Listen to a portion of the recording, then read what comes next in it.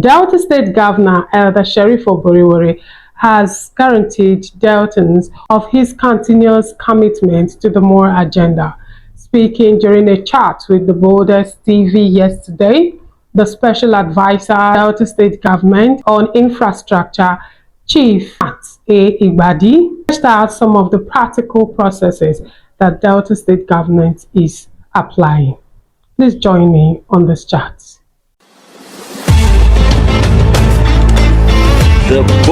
Good morning and thank you for joining us this beautiful morning.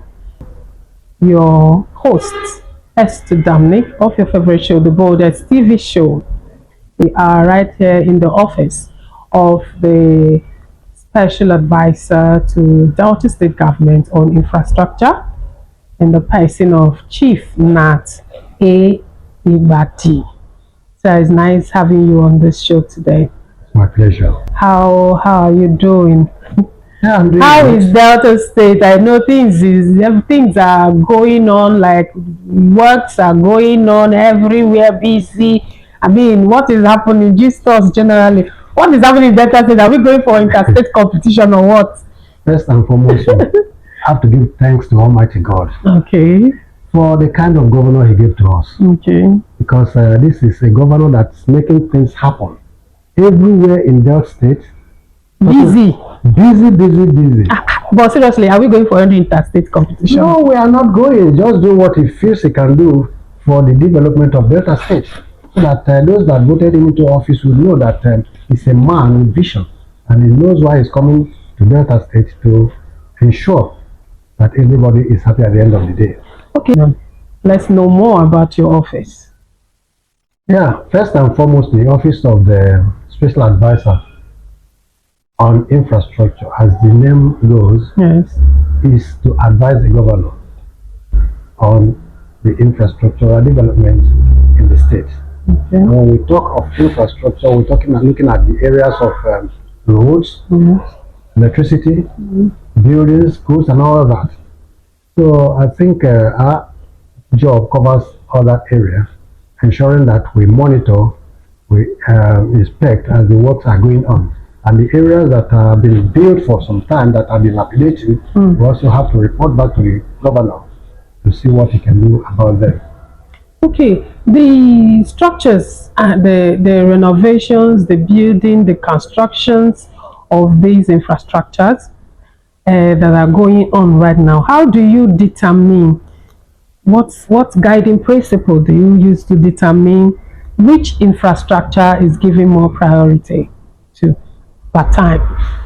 Okay, we look at the state today. We look at the workability of the state. There are certain infrastructures that require priority. Okay. And that is exactly where the governor is focusing now. And that is the roads, the bridges, flyovers, and all that. You can see that almost the 3 senatorial districts of the state is like a walking site. Everywhere is busy, working, and people are on their tools, making sure that things are done properly. So, but why do you think that the roads, the bridges, the drainages are more important as at now for him to focus on? Because the truth is that is exact. There's the exact areas he's focusing on. I know he's into schools and hospitals and health, but he's more focused on this. Why do you think it is best to focus on those areas now? Why now? The reason is that without the roads, it will be very, very impossible for vehicles to pass. Especially the position of this state in the country today.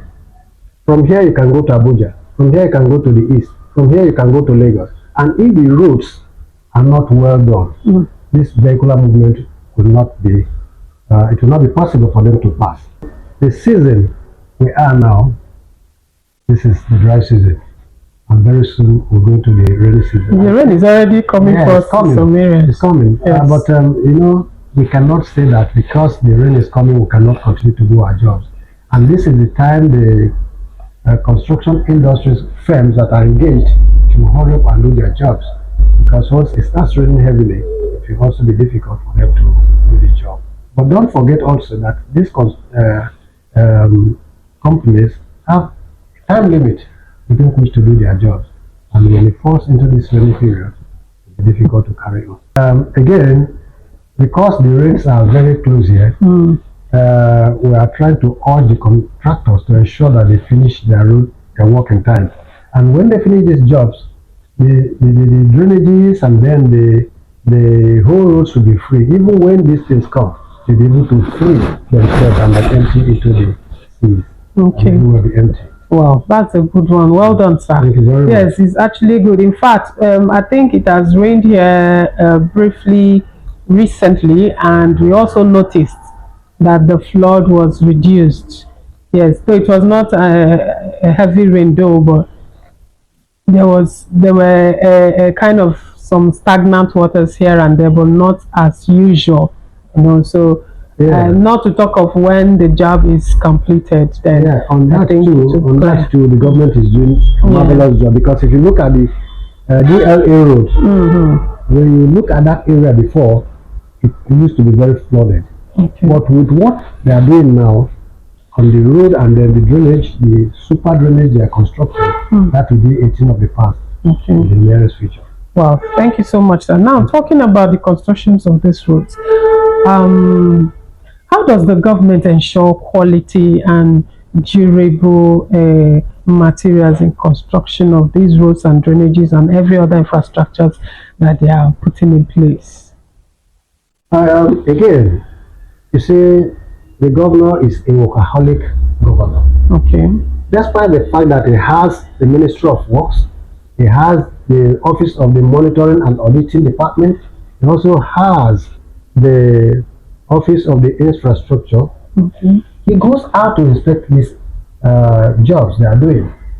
We do all these things, but he still goes out to make sure that works are done. He's a man that does not tolerate shoddy jobs. So he has zero tolerance for shoddy jobs. Of course, he would, but the governor is a governor. He's not an engineer to tell you or to be able to identify this one is original and this material is fake. So even when he goes out for the inspection, how does he determine that this particular gravel, no, our gravel is not supposed to be, this is fake. There's this one that is solid, Who are assisting to determine durable and sustainable materials? Good. You see, before you go to site, there is a paper, a document they call BOQ, Bill of Quantities. All right. And whatever you are going to use on that job must be stated there. So if the governor goes there, he's not going there alone. He goes with his monitoring team. And then, of course, he's a man that, although he's not an engineer, he knows the quality of job he needs. For instance, you have lawyers. You have people who do better judgment in courts than the lawyers. So some people have eye for quality things. For instance, I must tell you that there was this road they were doing, Ishawe Road. Okay. The governor went there physically himself, and when he got there, he just asked for a cutlass. He used it to scrape the surface and discovered that it was all full of sand. Oh my God. No sufficient cement, no gravels and all that. You need an engineer to do that. So he did that and discovered that the job was very badly done. And then he told the contractor to go back to site. So that is the essence, and that is how we can determine quality and sustainability of what he is giving for.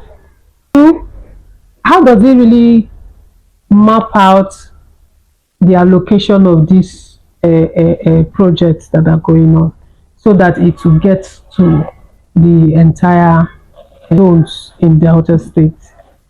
How? Our governor is a man that does not discriminate. Okay. He tells you that, yes, I am governor for all of you. And that's the reason you see that what he does in Warri, he does in Ueli, he does in Abo. So he covers almost all the 3 senatorial districts at a time. And he comes to tell you that, yes, the money is there. We don't borrow money to do what we are doing. Under normal circumstances, some governor will not talk about that. He opens up and tell you the money is there, we won't borrow. So he's able to carry on all the areas at the same time.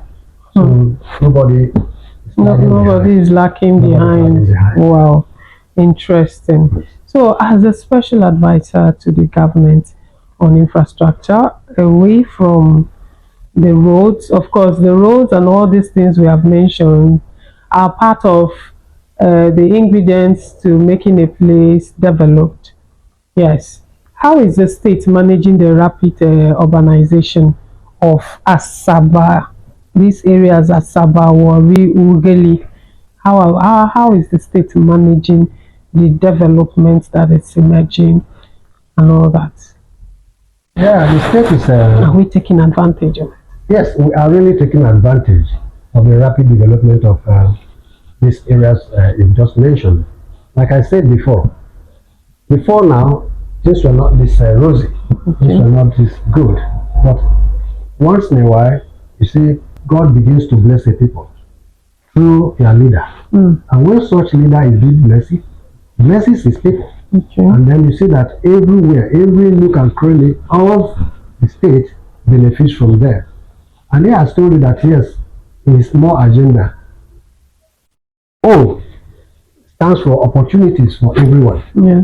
Opportunities for everyone means that all other things must be shared equally. And that's exactly what he's doing. What would you advise Deltans to do as regard the protection, monitoring, and security of these infrastructures? The government of Delta State, led by Elder Francis Oluwedo Oboriwori, is doing a marvelous job. And he's doing this job with the taxpayers' money. It's not enough for the government to do a job without it being secured. The citizens have a duty. Their civic assignment also means that they have to watch closely over all the things the government has put in their own places. They have to monitor, they have to call people to order, and if they do and people do not want to listen, they have to report them to the appropriate quarters so that the law will take its course. Thank you very much. Thank you so much, sir. Thanks for that advice. And to you out there watching me, especially those in Delta State, we have had it all. We are also government. We are part of the government. And the only way to exercise this responsibility of being a government is to do exactly what we have been advised to do, like monitoring people who are littering areas, destroying government properties, and the jobs that are going on. You advise them to desist, and if they refuse, you report to the channel concerned for such things. So please let us join hands together to make sure that Delta emerges the best amongst all the states. Like this, our popular saying, Delta, not the carry last. And on that note, I would say thank you for staying tuned, and thank you, sir, for making yourself available to us this morning. I really appreciate you, sir. And to you viewers, I thank you for staying tuned, and also ensure you follow me on this same channel, same time, same station for more informational updates that will be coming your way. I am Esther Damnick, the Boldest TV show. Do have a lovely day. The Boldest. That was an exclusive chat with the Special Advisor to Delta State Government on Infrastructure, Chief Nat A. Igbadi. Stay tuned for more interesting, informative, and entertaining updates on your favorite show, The Boldest TV. I'm Esther Damnick. Do have a lovely day.